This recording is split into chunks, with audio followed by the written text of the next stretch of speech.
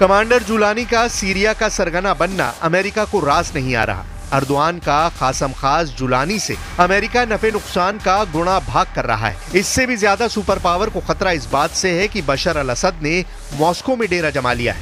President Putin की शरण में बशर के जाने के मायने समझना मुश्किल नहीं। Today we call on all actors in and outside the region to act with prudence and calm and to refrain from steps that could further destabilize the region.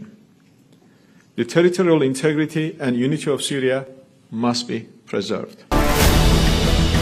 रूस ही ऐसा देश है जो बशर को अमेरिका के ताप से बचा सकता है। प्रेसिडेंट पुतिन ही इकलौते लीडर हैं जो दोबारा बशर अल असद की वापसी दमिश्क में करवा सकते हैं। पुतिन बशर के मिशन इम्पॉसिबल को पॉसिबल बनाने का दमखम रखते हैं। पुतिन की कुछ मजबूरी भी बशर के हक में जाती है। पुतिन ने इशारों में जता भी दिया है कि सीरिया में क्या होने वाला है। वियना में रूस के राजदूत मिखाइल उलियानोव का ये मैसेज सीधे अमेरिका पर बड़ा तंज है। इसे पुतिन का ओपन ऐलान माना जा रहा है। मिखाइल ने पुतिन के इरादे जाहिर करते हुए लिखा है कि रूस कठिन परिस्थिति में अपने दोस्तों को धोखा नहीं देता। यही रूस और अमेरिका में अंतर है। मतलब ये कि रूस सीरिया में एक्टिव है, अमेरिका से ज्यादा गहरी पैठ रखता है। सीरिया में रूस और अमेरिका के सैनिकों के जमावड़े में बहुत बड़ा फर्क है। सीरिया में अमेरिका के करीब 900 सैनिक हैं। अमेरिका सीरिया में ज्यादातर बमबारी खाड़ी देशों में मौजूद सैन्य अड्डों से अंजाम देता है। दूसरी तरफ रूस ने सीरिया में नेवल और एयरबेस बना रखे हैं। वो भी 2017 को हुए समझौते के बाद 49 साल आगे के लिए। साल 2015 में बनाए गए खमैमीम एयरबेस पर रूस के सुखोई Su-25 और सुखोई Su-34 टोही विमान IL-20M के साथ साथ T-90 टैंक, BTR-82 वाहन, तोपखाने, मिल Mi-24, Mi-28, Ka-52 गनशिप और मिल Mi-8 हेलीकॉप्टर की तैनाती है। फरवरी 2016 से टुपोलेव Tu-214R को भी यहाँ तैनात किया गया है। 2021 में पुतिन ने एयरबेस पर Tu-22M3 बैकफायर लंबी दूरी के बम वर्षक और Su-35 लड़ाकू विमानों को भी तैनात कर रखा है। वहीं टार्टस नौसैनिक अड्डे पर रूसी नेवी के ज्यादातर जंगी हथियार तैनात हैं,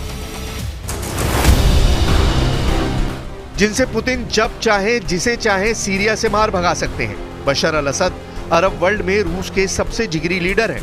मॉस्को तक उनकी सुरक्षित विदाई भी पुतिन की वजह से ही मुमकिन हुई है। बशर के परिवार को खरोचाए बिना पुतिन ने जिंदा बचाकर अर्दोआन के प्लान को तो फ्लॉप कर दिया है, लेकिन पुतिन का मिशन सीरिया अब भी अधूरा है। प्रेसिडेंट पुतिन को सीरिया में अमेरिका की मौजूदगी ही नागवार गुजरती है। पुतिन असद की वापसी का क्या प्लान बना रहे हैं? कैसे अमेरिका का सेकंड टाइम सीरिया में सरेंडर मुमकिन है? ये जानने से पहले बशर अल असद के उस स्लॉटर हाउस के भीतर चलिए जो सैदनाया जेल के नाम से कुख्यात है। कमांडर जुलानी के लड़ाके जिस जेल का गेट खोल रहे हैं, इसे सीरिया का नर्कलोक कहते हैं। इस जेल में सीक्रेट बंकर है, टॉर्चर सेल है, फांसी घर है। सीरिया की सैदनाया जेल की एक एक कोठरी खूनी नरसंहार की गवाह है। धरती के नीचे 3 तल्ले में फैली इस सुरंग नुमा जेल से जुड़े दिल दहलाने वाले किस्से हैं। कमांडर जुलानी के कट्टर लड़ाके इस जेल को बशर अल असद का बूचड़खाना भी कहते हैं। साल 1979 में बनाई गई ये जेल 24 आते आते बंद कर दी गई। अब इस जेल के कुछ सेल के गेट खुल नहीं रहे हैं। सीक्रेट कोड से लॉक इस जेल से बशर अल असद गुप्त ऑपरेशन की प्लानिंग कर सकते हैं। एमनेस्टी की रिपोर्ट में बताया गया है कि सैदनाया जेल में 2 हिरासत केंद्र थे।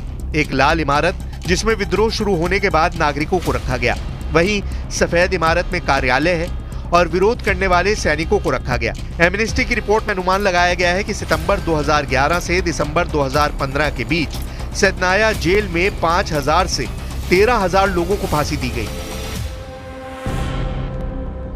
रिपोर्ट के मुताबिक जेल की लाल इमारत में हजारों कैदियों को चुपके से मौत के घाट उतार दिया गया है। फांसी से पहले कैदियों को कोठरियों से बाहर निकाला जाता था। इसके बाद उन्हें लाल इमारत के तहखाने में एक कोठरी में ले जाया जाता, जहां उन्हें 2 से 3 घंटे तक रखा जाता था।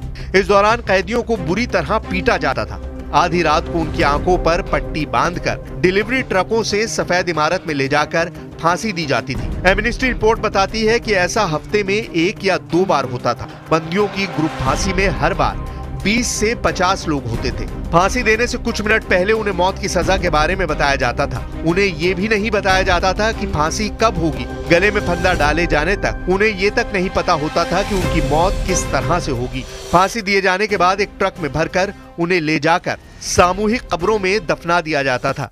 बशर के जल्लादों के कारनामे कभी सामने नहीं आए। इसकी वजह जेल में हुआ कैदियों के साथ टॉर्चर है। तुर्की सेदनाया जेल जैसे क्रूर किस्सों का प्रचार कर बशर के खिलाफ माहौल बनाने में लगा हुआ है। वहीं मॉस्को में अफ्रीकी लड़ाकों को लेकर सीरिया युद्ध का पासा पलटने की प्लानिंग हो रही है। पिछले कुछ साल से रूस ने अफ्रीका महाद्वीप में अच्छा खासा दबदबा बना लिया है। रूस ने ही अफ्रीकी देशों को हथियारों से लैस भी किया है। रूस की वैगनर आर्मी का अफ्रीका में प्रभाव है। रूस के लिए सीरिया में डटे रहने की मजबूरी भी अब समझिए। रूस टार्टस नेवल बेस से माली, बुर्किना फासो, नाइजर और मध्य अफ्रीकी गणराज्य में अच्छा खासा प्रभाव रखता है। यह अफ्रीकी देश सीरिया से सबक लेकर रूस से किनारा करके तुर्की के पाले में जा सकते हैं। इसलिए अर्दोआन और अमेरिका के खिलाफ पुतिन अफ्रीका के खूंखार योद्धाओं को उतार सकते हैं। यानी युद्ध तय है।